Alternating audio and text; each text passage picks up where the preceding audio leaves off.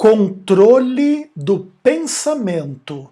A Igreja Adventista do Sétimo Dia é uma seita?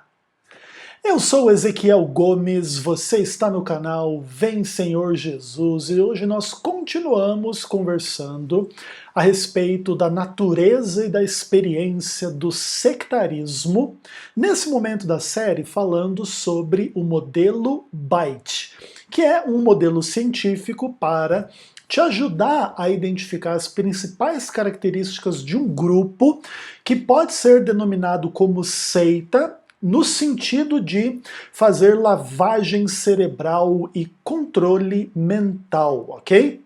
Basicamente essa é a natureza do sectarismo, dos grupos sectários realmente, né? Tanto nas esferas políticas e sociais de uma forma geral, até mesmo nas questões religiosas, que é o que mais me interessa aqui, uma vez que eu, como adventista do sétimo dia, faço parte de uma igreja acusada de ser uma seita, ok? Então a gente está pensando um pouquinho sobre isso a partir do modelo BITE. E hoje nós vamos trabalhar o terceiro pilar, né? São 4 pilares, né, que as seitas geralmente fazem, que é o controle do comportamento, o controle da informação, o controle do pensamento e o controle das emoções. Então hoje a gente vai falar do controle do pensamento, e no próximo vídeo a gente vai falar sobre o controle das emoções. E aí a gente vai estar um pouco mais bem preparado para responder de uma forma mais definitiva e para a gente ampliar um pouco os nossos horizontes, para a gente poder perceber se o Adventismo do sétimo dia é ou não uma seita, pelo menos baseados no modelo BITE, sim, não e por quê, ok? Bacana, então agora eu vou levar vocês ao site do Steve Hassan, que é freedomofmind.com, onde ele coloca ali as principais características do modelo BITE para identificação de uma seita. Então, vem comigo. Olha aí, meus amados irmãos e irmãs, você tem aí a coluna à esquerda do vídeo falando sobre o controle do pensamento e como que isso funciona na experiência, né, que a pessoa pode ter com uma seita, beleza? E a gente vai, como fez nos outros vídeos, ler cada um desses subtópicos aí dentro desse quadro maior aí de controle do pensamento, para a gente procurar entender, né, como que é a natureza dessa experiência sectária, ok? Então, sem mais delongas, vamos que vamos.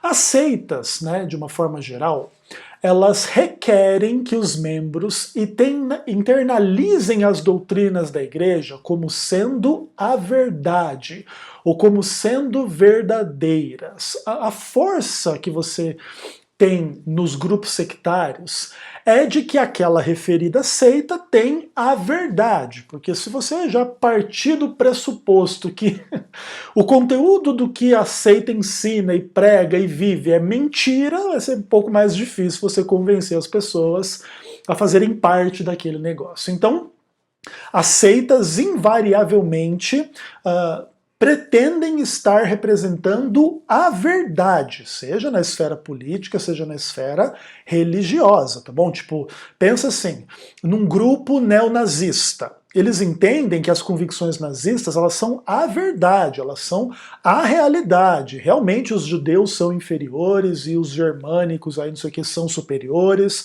E é verdade que tem que exterminar os judeus e tem que fazer aí florescer os arianos e não sei o que. E é verdade que os judeus são uma praga e é verdade que os alemães são superiores, essas coisas todas. Tipo, isso é a pretensão da verdade. Não é meramente assim uma questão hipotética, que pode ser, pode não ser, que é mentira, que talvez não seja bem assim. Não, é a verdade. E nas questões religiosas, da mesma forma. Qualquer seita pode ter a doutrina mais estranha do mundo. Tipo, a verdade é que Deus é um extraterrestre, Jesus é um OVNI, a volta de Jesus são as naves espaciais voltando para nos buscar. As pessoas que acreditam nesse tipo de coisa, da parte de uma seita religiosa cristã que acha que Deus e Cristo são extraterrestres, elas acreditam que isso é a mais pura verdade. Inclusive eu me lembro, uma vez eu estava andando pelas ruas da minha querida cidade de Curitiba, e eu encontrei um folheto religioso no chão, e me interessou, porque a capa do folheto era bonitinha assim, eu peguei e fui ler, e o que era a crença daquela religião? Eu nem lembro o nome. Era que realmente Deus é o extraterrestre, o senhor dos exércitos, e os exércitos são os planetas e as civilizações nos outros planetas, e que a volta de Jesus é os extraterrestres vindo nos buscar. Falam lá que aquela visão de Ezequiel capítulo 1 é os extraterrestres ali naquelas naves espaciais, e aí o profeta meio que vê e descreve aquelas rodas com fogo e não sei o que. E eles acreditam que isso é a verdade, beleza? Ok? Fechou. Dentro desse subtópico existem outros subtópicos, tá? Onde se diz o seguinte, que nas seitas você deve adotar o mapa da realidade do grupo como a própria realidade, não é só uma teoria, tipo, não é uma teoria, por exemplo, no caso do último exemplo que eu usei, que os OVNIs talvez existam, não, eles existem e Jesus é um deles, e Jesus vai voltar, e essa é a própria realidade, Jesus vai voltar num disco voador, beleza? Então, tipo assim, esse tipo de grupo cria um mapa da realidade, como que é e como que não é. E a pessoa que entra na seita, ela tem que aceitar isso como real, não como uma coisa hipotética, beleza? O que mais? Eles instilam o pensamento preto ou branco, ou seja, ou é uma coisa ou é outra, tipo, não tem uma área cinzenta, ok? Basicamente o que acontece então? Em geral, o pensamento das pessoas dentro das seitas é um pensamento simplificado, binário, ou é preto ou é branco, ou é bom ou é mal. Inclusive, esse é o ponto próximo aí, né? É decidir entre o bem e o mal. Então, tipo, ou uma coisa é boa, ou uma coisa é má. Não tem um meio termo entre essas coisas, entendeu? Tipo, isso é muito importante. E isso cria uma simplificação da realidade. Porque nem sempre a realidade é tão simples assim. Imagina o seguinte, um homem matar o outro é bom ou mal? Ah, tem que ser bom ou tem que ser mal? Aí o grupo que acredita que Deus deu uma lei dizendo para não matar diz que é mal e acabou. Então, sempre que um homem mata o outro, isso é mal. Mas isso nem sempre é verdade, num contexto de legítima defesa, ou por exemplo, você vê um homem agarrando uma criança e indo estuprar ela ali num terreno baldio, você vai e mata esse cara. Ué, talvez isso não seja mal, mas claro que isso é uma questão complexa, é uma área mais cinzenta, é um raciocínio um pouco mais rebuscado, não é assim tudo tão preto no branco, então você matar uma pessoa pode ser bom. E sim, pode ser, mas é óbvio que é um pensamento mais complexo, e geralmente a seita, ela mantém uma visão um pouco mais simplificada da realidade, tá bom? E em geral também, as seitas organizam as pessoas no nós contra eles. Em geral, é os de dentro da seita versus os de fora da seita, né? Então aqui dentro da seita é todo mundo bom, lá fora da seita é todo mundo mal. É uma visão bem maniqueísta, é uma visão bem simplificada da realidade, tá bom? E a ideia é justamente o quê? Trazer o máximo de pessoas para dentro da seita para que elas sejam boas estando dentro e não más estando fora, né? O tipo, aqui dentro tem a salvação, lá fora tá todo mundo perdido. Aqui dentro tá todo mundo com Deus, lá fora tá todo mundo com o diabo. Aqui dentro é a verdade, lá fora é a mentira. É simples assim o pensamento sectário, tá bom? Maravilha. Segundo ponto aí. Geralmente a seita muda o nome da pessoa e a sua identidade. Então você ser um membro de uma seita, daqui a pouco é você ser uma pessoa assim com uma nova identidade, um novo nome ou um título, às vezes o título na sua hierarquia, você é cooperador, você é trabalhador, você é não sei o que, você é diamante, você é top das galáxias, tipo uma coisa meio, vamos pensar assim, uma estrutura militar, tá? É soldado, cabo, tenente, capitão, general, sei lá o que, brigadeiro, essas coisas todas, entendeu? Então, em geral, as seitas também elas têm um pouco desse tipo de postura em relação a todos os seus membros. Todos ganham um novo título, né? Você, então, é de um título 1, 2, 3, 4, 5, vários níveis, cria-se uma hierarquia e etc, tá bom? E as pessoas agora elas não são mais tratadas pelo nome, elas são tratadas pelo título. Soldado! Sei lá o quê, faça tal coisa. Sim, general, beleza. Tipo, já não é o João e o José conversando, é o soldado e o general, entendeu? Isso também é uma coisa bastante usual dentro do contexto das seitas de uma forma meio geral, beleza? Terceiro ponto. Eles fazem um uso carregado de clichês e de uma linguagem que é assim, tipo, constrita, ela é daquele grupo, ok? E eles param qualquer pensamento crítico e eles reduzem a complexidade criando palavras-chave. Então, basicamente, para você entender, é o seguinte. Em geral, cada seita tem a sua linguagem própria. Pelo menos assim, em algumas características, em algumas áreas, em alguns vocabulários específicos. Ok? Isso é importante de vocês entenderem. Isso, por que eles fazem isso? Primeiro, para você conseguir ter aquela percepção de que no grupo as pessoas sabem uma coisa que a outra não sabe. Tipo assim, o que é a verdade? Para cada seita, a verdade é uma coisa diferente. Então, quando dois membros de uma mesma seita conversam sobre a verdade, eles estão falando sobre coisas diferentes do que as outras pessoas podem supor. Por exemplo, imagine dois membros daquela seita que acreditam que Jesus vai vir num disco voador, vindo me abordar na rua e conversar com Ezequiel Gomes. Aí eles chegam para mim, você sabe como que Jesus vai voltar? E eu digo assim, não. Aí um olha para o outro e diz, ele não conhece a verdade. O que quer dizer o termo a verdade nessa conversa entre esses dois sectários aqui? A verdade é que Jesus é um extraterrestre e virá numa nave espacial. E eu sou um leigo, um idiota, não tenho essa informação, não acredito nisso, não tenho a verdade. Então eles têm uma verdade que eu não tenho. Então essa palavra verdade significa uma coisa para eles e para mim significa outra. Se eles me perguntassem assim, o que você acha que é a verdade sobre a volta de Jesus? Eu não diria que é a volta através de espaçonaves. Então, entendeu? Tipo, para mim a verdade significa uma outra coisa. Então, nas seitas, existem muitos vocabulários, muitas vezes, que indicam coisas específicas daquele grupo, senhas, ideias, questões específicas que fazem parte daquela comunidade. Se você vai para fora e conversa naquela mesma linguagem, meio que as pessoas não tomam por óbvio o que você está dizendo, entendeu?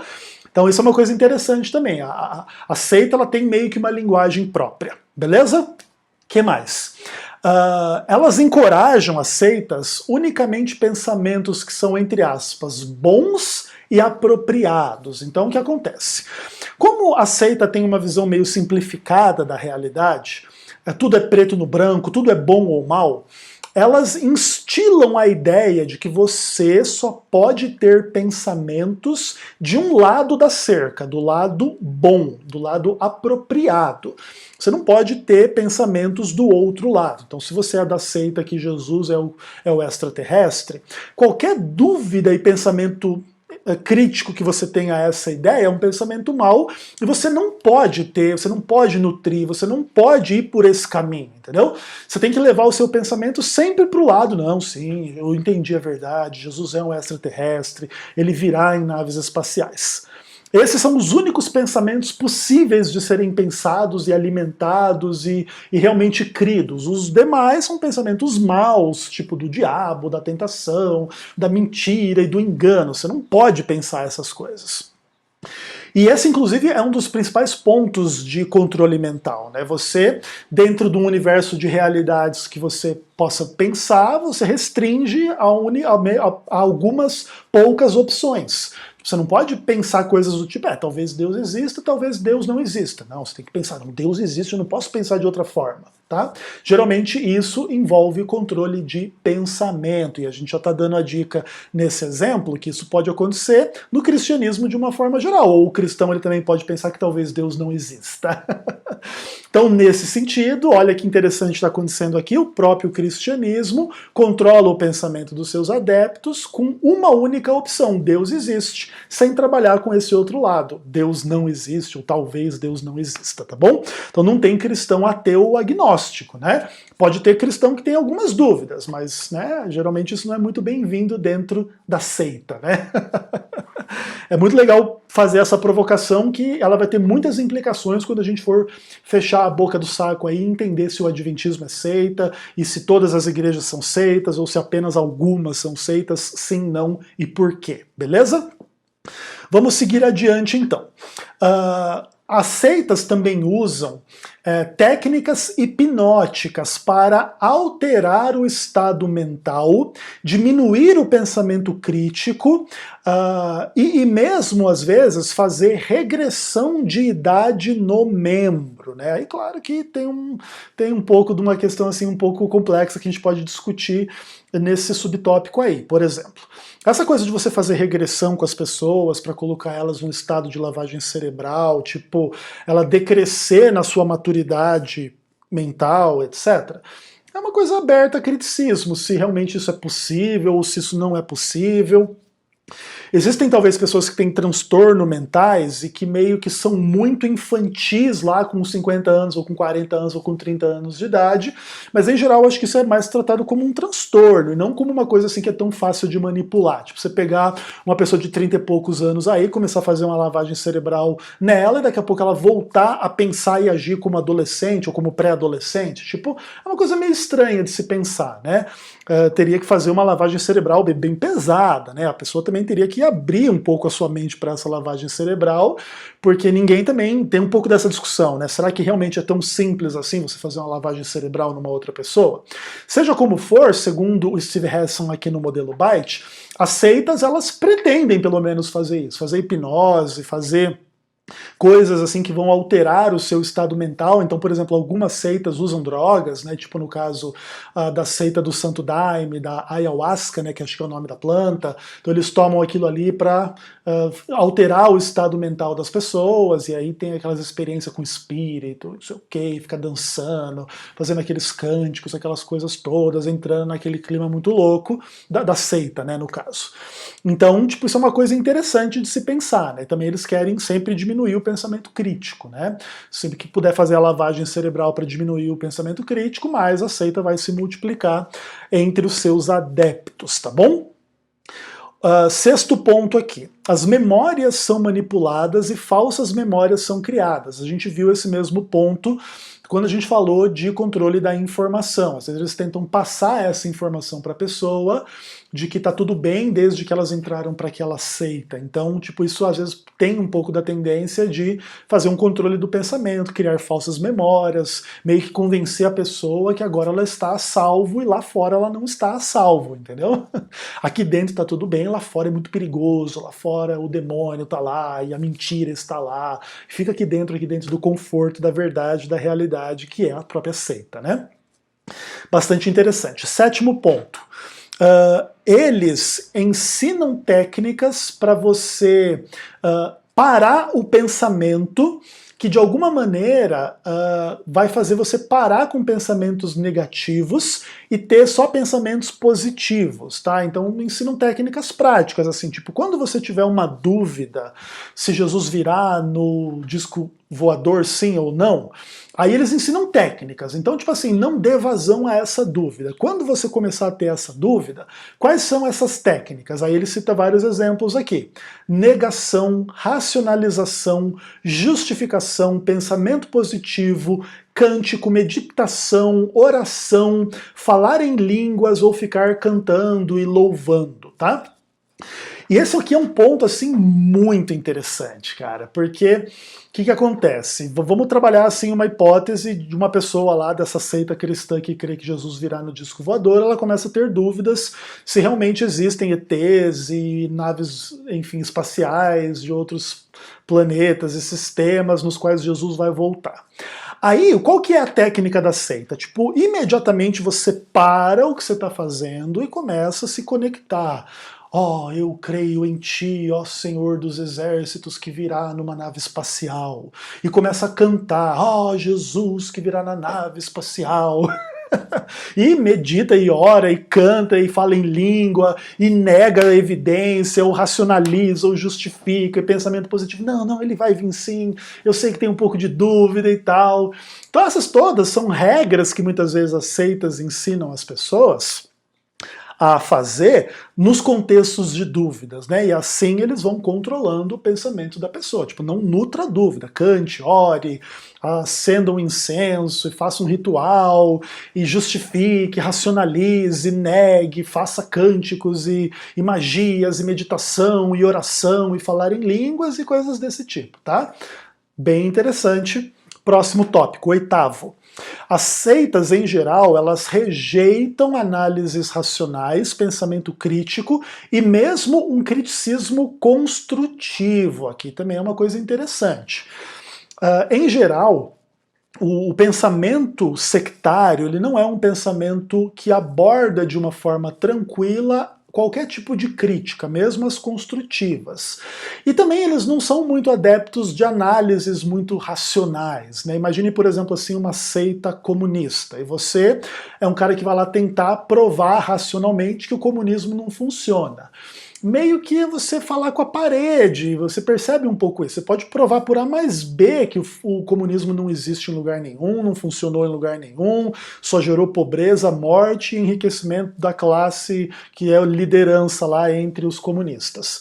Mas não importa, tipo, nada disso importa, porque o que importa são as convicções comunistas e se você conseguir colocar aquilo em prática, isso vai mudar o mundo e vai acabar essas lutas de classe, todo mundo vai ter as coisas e não sei o que, mesmo que isso não tenha evidência empírica nenhuma que isso vai acontecer, entendeu?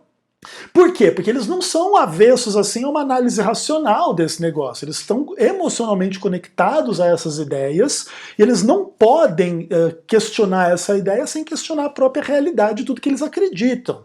Então, por isso, o sectarismo, seja político ou religioso, ele é muito avesso à crítica, ok? Ele é sempre a questão assim, de se autoafirmar e nunca abrir espaço para qualquer tipo de dúvida ou ficar analisando racionalmente as coisas e mesmo um criticismo construtivo, beleza? Ok. Nono ponto. As seitas, em geral, elas proíbem questões críticas a respeito dos seus líderes, das suas doutrinas e das suas políticas. Então o que acontece? Esse pensamento controlado do membro da seita, mais cedo ou mais tarde, tem por implicação que é impossível, é ilegítimo, é errado, é proibido questionar o líder, questionar a doutrina e questionar as práticas do grupo, né? Então, tipo, isso é bastante importante. Pensa que você é lá o membro da seita do Santo Daime, vamos pensar assim. Daqui a pouco você concorda assim, que o líder está correto, que a doutrina está correta, mas você acha que a forma de tomar ou de fazer o chá do Santo Daime é diferente. Não, também não pode questionar a forma de fazer. Tipo assim, você tem que tomar o negócio, crer naquilo, obedecer aquilo, não questionar os líderes e calar a sua boca. Você, tipo, não tem que ficar querendo melhorar o negócio, entendeu? Você tem que fazer o que é e cumprir a sua parte lá no papel, se você é um soldado, um general, um qualquer outra coisa e acabou, entendeu? Tipo, esse é o ponto. Então não pode fazer crítica à liderança, não pode fazer crítica à doutrina, não pode fazer crítica às práticas da igreja, ok? Legal. Décimo ponto. Eles rotulam pensamentos alternativos de crença como ilegítimos, malignos ou inúteis, né? Então, tipo assim, tudo que está fora da seita é ilegítimo, é maligno e não é útil. Tipo, para que você vai perder tempo com qualquer coisa fora da seita? Na seita que está a verdade, na seita que está a realidade, na seita é que está Deus, na seita é que está a salvação. Tudo que vem de fora é ilegítimo, é maligno, é no mínimo inútil, tá bom? Isso para você o quê? Gastar cada vez menos tempo da sua vida com qualquer coisa de fora e gastar cada vez mais tempo com o que é interno do negócio, beleza? Ok, 11º ponto, eles instilam um novo mapa na realidade nos seus membros. Então, qual que é a característica importante? Eles mudam a forma de ver o mundo do membro quando ele se converte. Então, tipo assim, antes a pessoa acreditava que Jesus viria, tipo assim, nas nuvens do céu de forma sobrenatural, agora ela crê que Jesus virá na nave espacial. Você mudou a concepção de mundo de volta de Jesus dessa pessoa.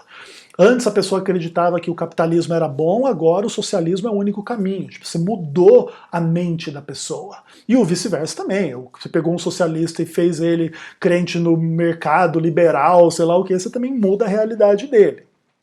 Então, em geral, as seitas, elas têm um pouco isso, porque em geral, como elas são grupos menores diante da humanidade maior, elas sempre tentam converter e convencer essas pessoas de fora a crerem naquilo que elas creem.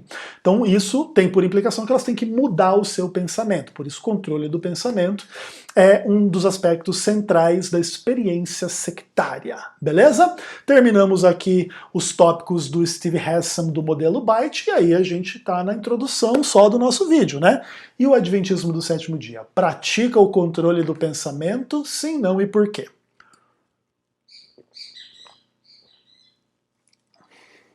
Vamos até tomar uma água para responder, né? Sim, o Adventismo do Sétimo Dia, como qualquer outra organização cristã, pratica um certo grau de controle do pensamento da parte dos seus membros. Sim, o Adventismo crê que a sua percepção da realidade doutrinária, sei lá o que, é a verdade.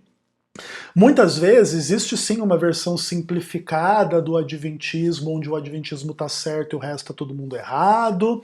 Existe sim linguagem específica, tipo o que é verdade presente, o que é a verdade. A verdade é o sábado e a lei de Deus, e que Jesus vai voltar assim assado, e que a Ellen White falou isso e aquilo, e às vezes é uma coisa que quem está de fora meio que não entende, né? O adventiquez, vamos chamá-lo assim, né? Então o Adventismo sim, ele tem linguagem própria em muitos pontos e tudo mais, né? Ele também pede para você orar, para você louvar, para você ter comunhão com Deus, em contextos aí de problemas e dúvidas que você pode ter, etc. Muitas vezes o Adventismo também não lida muito bem com crítica, etc. E ele meio que rotula o que é fora, meio como Babilônia, como errado, como ruim. E se você se torna adventista, você tem uma nova visão da realidade do que as pessoas lá de fora, beleza? Sim, todos esses aspectos existem no Adventismo do Sétimo Dia. Entretanto, antes de você pegar pesado e dizer que o Adventismo é a seita que controla mentalmente as pessoas, você vai ter que entender que basicamente essa é a mesma verdade em relação a todos os grupos cristãos. Todos os grupos cristãos acreditam que as suas doutrinas são verdadeiras. Não tem nenhum grupo cristão que vai dizer aqui, ó, venha para minha igreja, porque aqui tem uma doutrina aqui que é falsa. Não tem isso. Todas as igrejas creem que as suas doutrinas são verdadeiras. Todas as igrejas têm um pouco de uma linguagem meio própria. Tipo, o que quer dizer a paz do Senhor entre os assembleianos? É um cumprimento normal e natural e que quem é de fora não entende muito bem. Você não diz oi com as pessoas, você diz a paz do Senhor.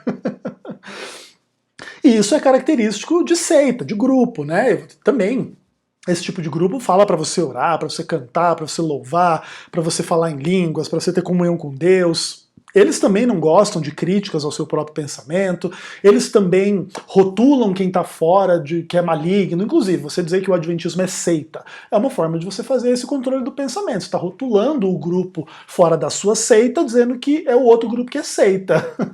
Então, no final, só o que existe aí nesse caso é batalha entre seitas, é tudo seita, não tem quem não seja seita, tá bom? Óbvio que a gente sabe que quando o evangélico em geral, que é o que mais usa essa linguagem, ou mesmo o católico, fala que o adventismo é seita, ele está trabalhando num paradigma um pouco diferente desse do modelo Byte. E a gente vai falar sobre esse paradigma adiante nessa série, tá bom? Mas por enquanto, em termos científicos, naquilo que o modelo Byte descreve, basicamente todas as igrejas são seitas que praticam o controle do pensamento, pelo menos em alguma medida, tá bom? E aí a gente vai precisar trabalhar quais são as implicações disso para a existência de cada denominação, de cada tradição, de cada igreja, e mesmo para o cristianismo de uma forma geral, porque o cristianismo em geral tem coisas muito parecidas com isso aqui. Ele também pede para você orar, ele também tem essa questão de que o que não é cristão não vai ser salvo, o que não é cristão é do diabo, ou não está com Deus, ou etc. E que o cristianismo é o único caminho para o céu e a verdade o resto não é. Então, todos esses pontos aqui, eles basicamente são características também do cristianismo mais puro em si, tá? Então tem que tomar um pouco de cuidado se você quer tratar essa coisa assim de sectarismo como uma coisa diabólica porque faz o controle mental baseado no modelo Byte, porque então daqui a pouco é o cristianismo que é diabólico que faz controle mental baseado no modelo Byte. E se você não quiser chegar a essa conclusão, então você vai ter que relativizar um pouco essas questões e você vai ter que fazer uma análise um pouco mais cuidadosa do modelo Byte de uma forma mais ampla, não analisando unicamente esse aspecto, mas voltando lá ao controle do comportamento, da informação, do pensamento e, como a gente vai ver no próximo vídeo, da emoção. E aí, quando você tiver esse quadro um pouco maior diante de você, Aí a gente vai dar alguns exemplos de seitas, que são indiscutivelmente seitas, para você começar a comparar essas seitas com as suas igrejas, ou com a sua igreja, ou com o adventismo, para você entender e realmente confirmar se o adventismo é ou não uma seita, sim, não e por quê. Entendeu? O importante nesse momento agora é você entender esse quadro um pouco mais amplo do modelo Byte, que é um modelo um pouco mais científico, de você identificar grupos que praticam lavagem cerebral, controle mental e que mantêm uma estrutura e um funcionamento e uma identidade de seita, para você então se posicionar de uma forma um pouco mais consciente a respeito desse tipo de discussão. Beleza, pessoal? Então, o que acontece? Por enquanto é isso, e no próximo vídeo a gente vem falando do controle das emoções, que é uma coisa também bem pesada, bem interessante, bem presente nos grupos cristãos e também no adventismo. E depois que a gente fizer o próximo vídeo, a gente vai estar um pouco mais bem preparado para retomar a percepção de fato diante do modelo Byte, se o adventismo é uma seita ou não, tá bom? Então aguarde os próximos vídeos e até mais, se Deus quiser. Um abraço.